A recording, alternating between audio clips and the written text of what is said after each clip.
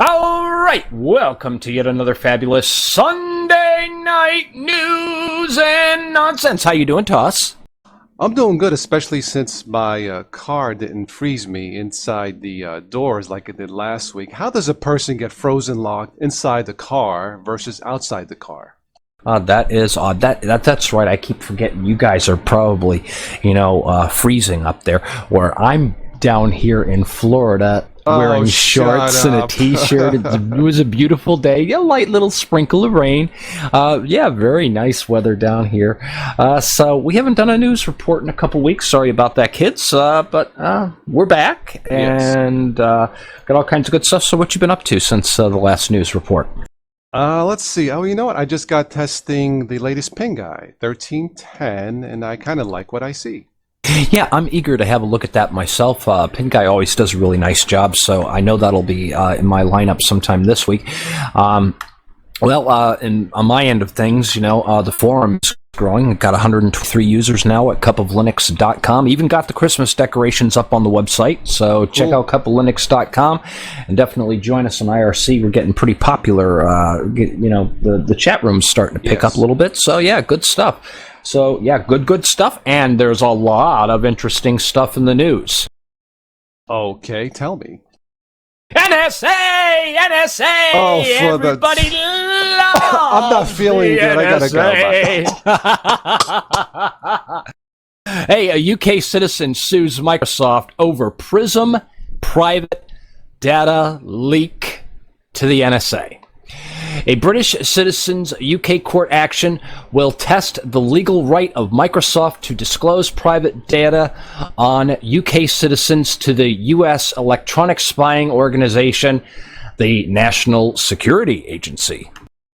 The cause will shine out the legality of the top secret U.S. court orders, which require U.S. technological companies to disclose details of foreign users' private communications and stuff.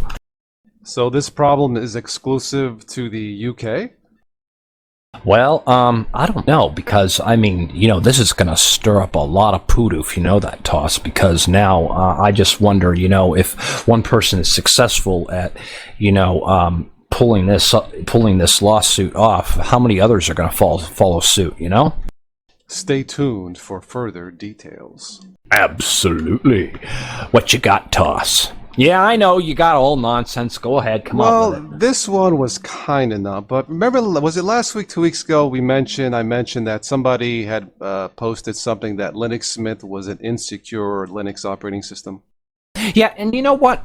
I had a look at Mint 16. I don't know if you saw my review on it, but you know what? I thought it was rock solid.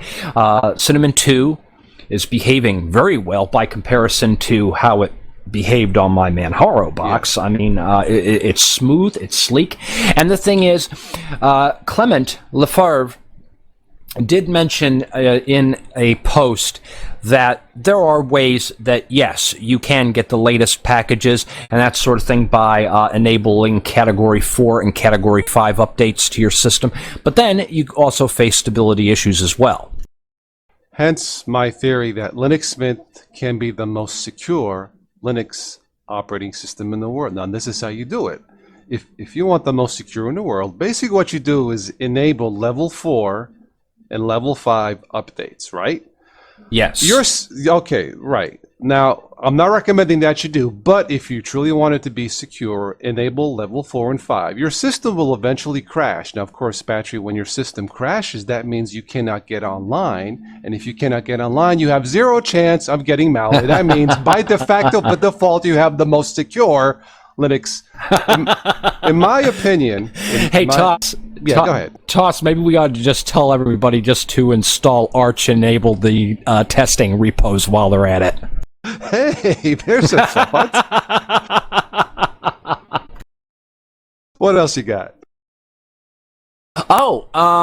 Valve joins the Linux Foundation, and they look to improve hardware support from OEMs. And we've been talking about this for a long time, so it's really interesting to see this in the news. And a move that will surprise precisely no one. Valve, the company behind Steam, the popular gaming distribution platform, has joined the Linux Foundation. Woohoo! By joining the Linux Foundation, a nonprofit organization which sponsors, supports, and promotes the open source operating system, Valve says they hope to contribute tools for developers building new experiences on Linux, compel hardware manufacturers to prioritize support for Linux, and ultimately deliver an elegant and open platform for Linux users. How cool is that, Toss? I think the future is looking very bright, don't you think? I would have to say so. What you got, Toss? I came across this a few days ago, and this is kind of not cool, but apparently there is scientists or developers have come out with a way where you can get malware transmitted by sound. You may want by sound. Yeah. No, I don't mean Toss, a can I'm of gonna beans. whisper. I'm gonna whisper some malware into your ear. Don't whisper sweet nothings, please. But No, however, Dynaria can do that. oh no, not her. Well, wait. Those of us who use Linux apparently are immune. Oh, really? That's what it said. Yeah. Well, okay, this is weird. So well, you know what? It probably stands to reason they probably could, because maybe you'll remember the old dial-up modems. They made that funny little Yeah. wing, bling, bling, bling, and that whistling noise and that sort of thing. Yes. So, yeah, I imagine it probably could. Yeah, if they're using I am that not same carrier surprised. signal. Yeah. I'm not sure. I wish I would have jotted down the website, but if you do a search of it, I'm sure you could find it. Yeah, so that's probably not nonsense. That's probably the truth. Yeah. Yes. Yeah. Okay, more Steam news. Well, actually, it's not Steam itself, but there is a UK company, and they're creating this jetpack. It's called Pixel Jetpack. Is SteamOS gaming PC that latches onto the back of your television. It looks like SteamOS is catching more steam. Pixel, a British computer manufacturer, has developed a gaming PC box running SteamOS named Jetpack, which is designed to latch onto flat screen televisions, walls, or underneath tables. The objective is to deliver a computer for TVs which stealthily resides in the living room. And interestingly enough, this is going to be an open platform, so you can run Windows, you can run GNU Linux on it, BSD, or whatever takes your fancy. Well, what can I say except full steam ahead, right? Absolutely. What you got, Toss? Well, in a recent Linux readers poll, I guess this is a yearly poll, guess who was voted the number one Linux distribution in the world? Ubuntu. Congratulations to the Ubuntu team. Oh, okay. Okay. Of course, you know that is my desktop dual. I know, you don't use it, but hey, you know, it is my desktop of choice. The thing is, you still have Manjaro running on one of your boxes. Have you been playing with it? No, I actually had it in a virtual machine, not actually a full install. But I do like the get speed. the let out and install it and play with it. Excuse me, but I prefer to go with number one, Ubuntu. And interestingly enough, in my Manjaro video, I mentioned there was a problem with the Broadcom WL driver that I had an issue with. Yeah. Well, I spoke with the developer of Manjaro today, and he sent me a patch for it, and it's going to be upstream in the next 4 days. So anybody who's running Manjaro stable will be getting this new update, and this is the Broadcom. It's the latest Broadcom from the Broadcom website. The older one before the last update was actually an Ubuntu patched Broadcom driver that Manjaro was using. So good job to Philip Mueller and the Manjaro team. And there's more news where the TV is concerned. Google is planning to launch Nexus TV next year. Oh. And Google, yes. So now we have another contender for your money for the living room. Google is trying hard to get in your living room. New reports have surfaced which state that Google is developing a Nexus TV device, which is scheduled for launch sometime in the first half of 2014. The device will be a set-top box running Android and offer music and video streaming services from Netflix, Hulu, and YouTube. It stands to reason you'll probably be able to run your Android games on this thing as well, on the big screen. Very interesting. Yeah, cool. What you got? Well, last week, you may have seen this on TV, but Amazon CEO Bezos predicts that in the future, your packages will be sent to you via drones. Of course, this prompted Arnold to say, drones? Did somebody say drones? I must terminate all drones. Oh, yeah, this sounds like Skynet in the making already, yeah. Doesn't it? So, all right. So what happens if some of these drones either get a Microsoft virus or a Linux bug, right? Yeah, now, I thought I saw something related to that earlier today where it looks like they're going to be having these flying robot things powered by Google or whatever. Yeah. It sounds intriguing, but I'm not sure I'm ready for drones now. I don't think so either. Well, this may sound like nonsense, but it appears this is pretty true, and this is hot off the press from OMG Ubuntu, the UK Ubuntu website. And apparently, did you know, Toss, there is an application that will allow you to take your headphone jack in your laptop computer and possibly convert it into a microphone jack. Okay, how? Well, it appears there's this program called Retask or Retaskable. They've got this in two different places here. Many of today's built-in sound cards have some degree of restackable, which means they can be used for more than one thing. This means that you can turn your mic jack into an extra headphone jack. The Linux kernel exposes an interface that makes it possible to retask your jacks, but almost no one seems to use it or even knows about it. Now, they have a link on their website to a PPA that you can download, and I'm actually going to jump onto the AUR after this podcast, or probably tomorrow because I was up all night last night. What else do I have here? Oh, yeah. A bald eagle, or an eagle in Australia, apparently got hold of one of those portable HD cams and took it for a quick aerial sightseeing tour of the countryside of Australia, 70 miles worth. Apparently, the bald eagle is looking to get a promotion with National Geographic, so look for that video soon on the National Geographic channel sometime soon. Now, wouldn't that be something if this was like a wireless camera that was still... You're saying it was a wireless camera that was still transmitting? Yeah, I'm not sure the whole thing, but it was one of those small, it may have been one of those, what they call them, GoPro cameras, I'm not sure. Yeah. Well, it was small and light enough, and who knows if this eagle, mistook it for some kind of food, just grabs it, and I saw a short video, and he's flying around, and this camera still is rolling, and I thought that was kind of cool. Yeah, that would probably go viral if somebody were to upload that to YouTube. Hint, hint, hint. All right, now here is some real nonsense news for you, Toss. Are you ready for this? Here it comes, folks. Oh, come on. Have a little bit of enthusiasm, Toss. Okay, go ahead. Microsoft says smart bra monitors mood. Excuse me? What? What? The smart bra?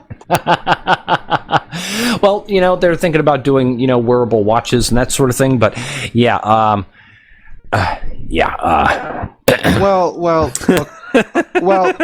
wait. Here, shut up. I can see it now, Toss. Some woman's going to be walking through the airport, detectors and that sort of thing, and there's going to be a beep beep beep beep beep in the brassiere. I was just thinking of a wonderful holiday gift for your honey. You can say, honey, I noticed that you're getting fat. Here's a great gift for you to make you stop eating. Because I think this bra is supposed to sense emotional peaks of the woman or something and prevent her from overeating. I think I caught this news article somewhere. It's only in development. Yeah, I'm not so sure about this one. Yeah, I think that's going to be on the top 10 list of things that never were. Maybe, hey, there's a promotion. Buy a new Surface tablet, get a free smart bra. But there is a, despite rumors to the contrary, Microsoft is not going to be killing the Windows RT. Oh, okay. But the article goes on to say, but don't expect Surface-based brassiere to be on the store shelf next Christmas. Sure, why not? Let's move on. Let's see. Oh, the Sony PlayStation 4 apparently is very popular with couples, Battery. Yeah. Apparently, a video went somewhat viral. Apparently, a husband, after buying his new PlayStation 4, hooked up his streaming video camera and streamed his naked wife who was drunk on the sofa. Uh-oh. While playing with PS4? Oh, so that's why they call it the PlayStation. And I don't even want to know what she was doing with the game controller while she was drinking. Well, I don't know what to say, but if this I know this is a family show, but I'm in rare form. I've been awake for so long I can't remember when I last slept. Yeah. Look. If I had a girlfriend, I said that would not be the one thing I would do for the holidays, and that's all I'm going to say on that. Yeah. Yes. All right. Well, I'm all done. I don't have anything else. You got anything else? I got one last thing. Some personal, I guess personal nonsense. Personal commentary. Well, that's all we have for today, folks. Goodbye. What you got? All right. But you know how there's been since last month, a controversy with the Google YouTube changes. Oh, yeah. I am here to say that after further consideration, further review, I think these changes were necessary. And let me explain why. I'm speculating that 1/3 of the population really hates what the changes are. 1/3 probably doesn't care one way or the other. And 1/3 is like me who understand why it happened. Now, ultimately, I think what Google was trying to do with the changes and this new commenting system is try to curtail or deter, shall I say, unproductive comments, if you know what I mean. Yes.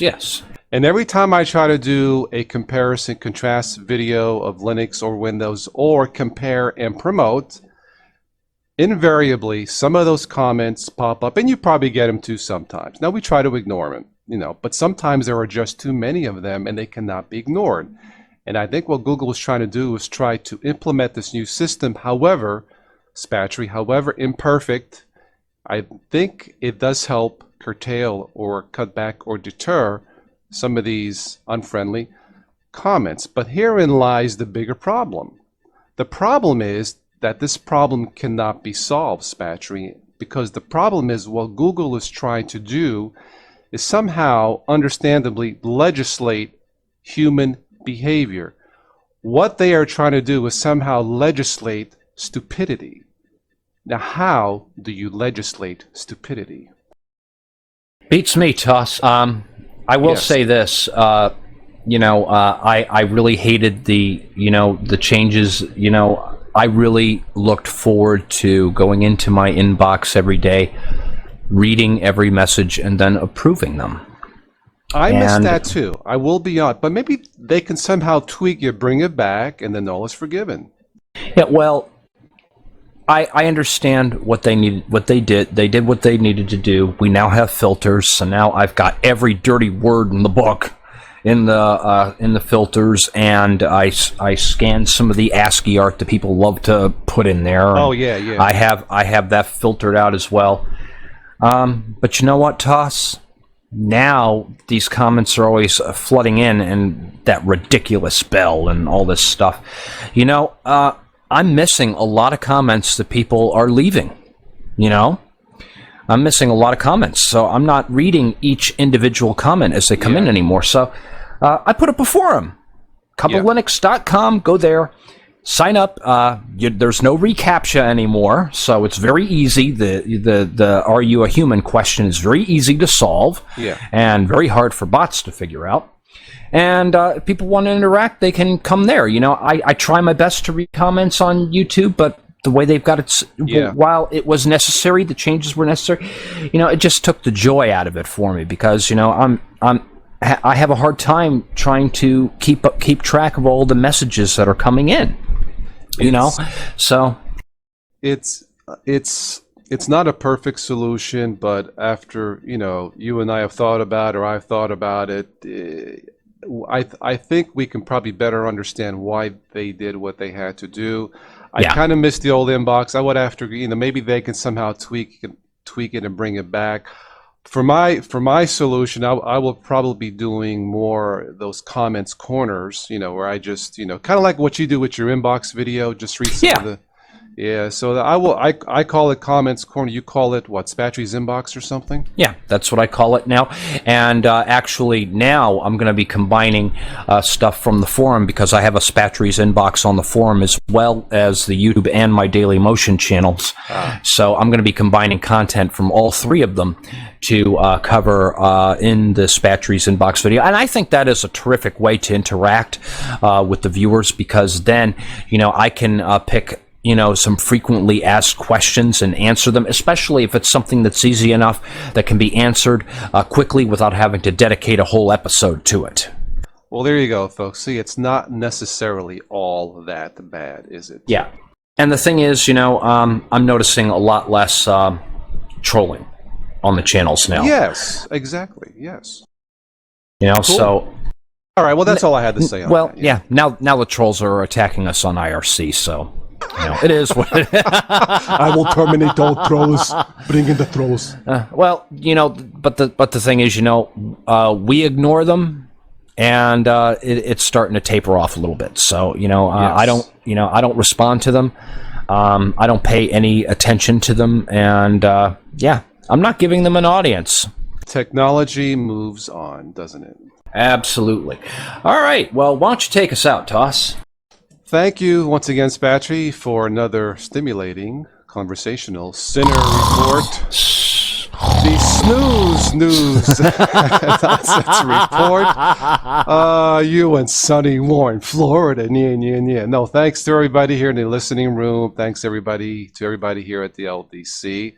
If we don't do another one before the Christmas, for those of us who celebrate Christmas and the holidays, happy holidays to all. Thanks one again. Of course, we're going to do another one before the holidays. Are you kidding me? Probably. We got to have the Toss and Spatry Christmas show. Oh, that's news to me, but okay. Yeah, Toss, and I got the perfect gift for you. You're going to absolutely love it. Yeah, what? Well, and guess what? I'm even going to wrap it for you. I'm going to give you the same thing I gave you last year. Goodbye, Spatry. Goodbye, Toss. Ciao.